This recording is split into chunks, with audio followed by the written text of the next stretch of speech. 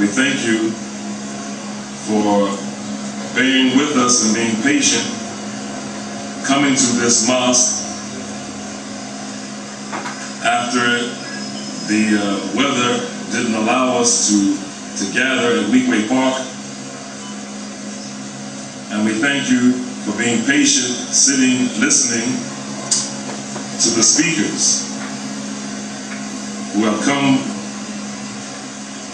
from this local area and also as far as Philadelphia, Pennsylvania, like myself, to speak to you about the truth of Islam.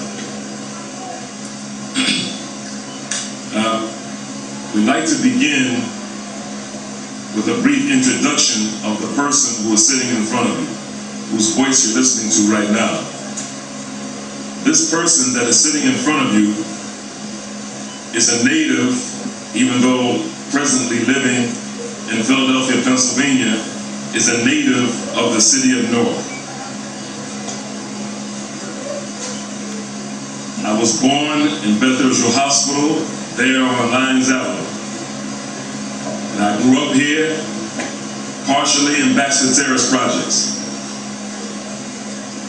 I went to a couple of high schools in the local area, Irvington High, Weekway High, Orange High, and I used to teach in that church across the street, Wells Cathedral Church of God in Christ. At that time, 672 High Street.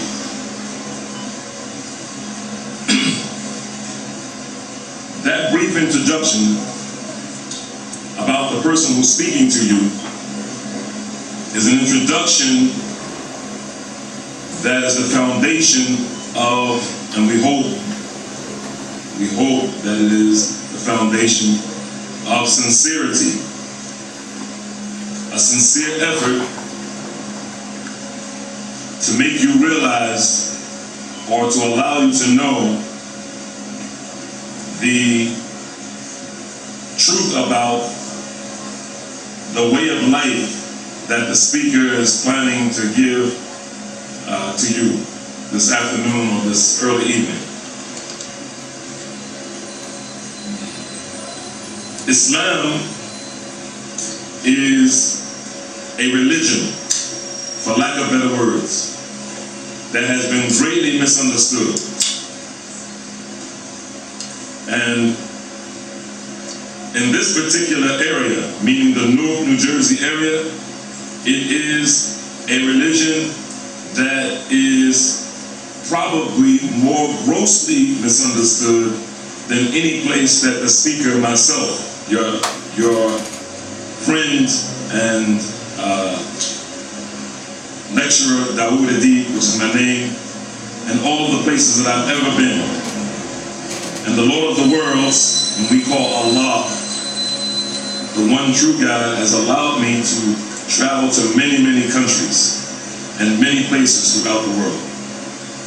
Islam, from what I've seen in this city that I was born in, is grossly misunderstood.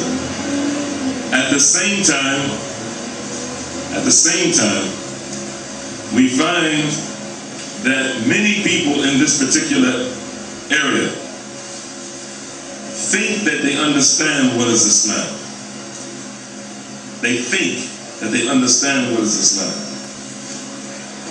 Especially the youth. And one of the reasons is that there have been so many false representations of Islam in this city long before probably many of you, if not most of you, were even born. This city is a very unique city with regards to Islam, or that which has been represented as Islam. So much so that you can travel throughout the city and you can find graffiti on the walls. Karima loves Hassan. Yasmin was here. Rajan is in the house. All these different types of things you see written all over the place. It's very easy to travel in Newark, New Jersey in this particular area and hear someone say, all praise is due to Allah, and they're not even a Muslim. It's very easy. You can't find this in Mobile, Alabama. You won't be able to find that in Arlington, Texas, or Olympia, Washington. You won't be able to find it. But in Newark, it's very, very common for someone who may even be a crackhead or a dope fiend, a heroin addict, who will look at the package of crackers and is concerned with the ingredients, if it has pork in it or not. That's something that's common in Newark. Very, very common. And it is because of either, once again, the Islamic influence on this particular area of New Jersey, or the false representation of Islam in this area. The false representations of Islam began here in this city, to the best of our knowledge, because we're talking about the truth about Islam. To the best of my knowledge and my research, the very beginnings of the false representation of Islam began here on Littleton Avenue. On Littleton Avenue. And since this is just not purely a lecture, and we hope that there's going to be some dialogue between myself and you, I'm going to solicit and seek the assistance of some of the guys who are Muslims here, as we say in Philadelphia, the old heads, to assist me if I'm incorrect. That one of the false, or the beginning, to the best of my knowledge, of one of the false representations of Islam began right here on Littleton Avenue in the 1920s. Is that not correct, President?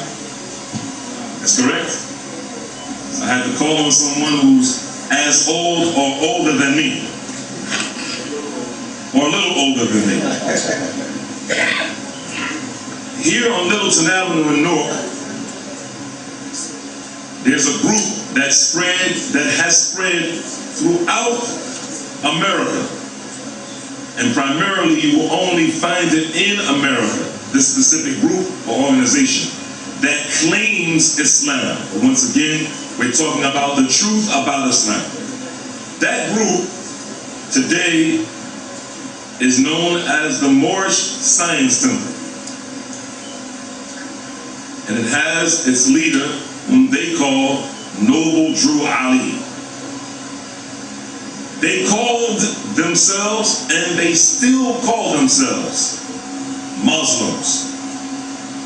Not Muslim, but Muslims, or Moors, M-O-O-R-S. We're not here to give you a history class for those things that may bore you, but we're setting this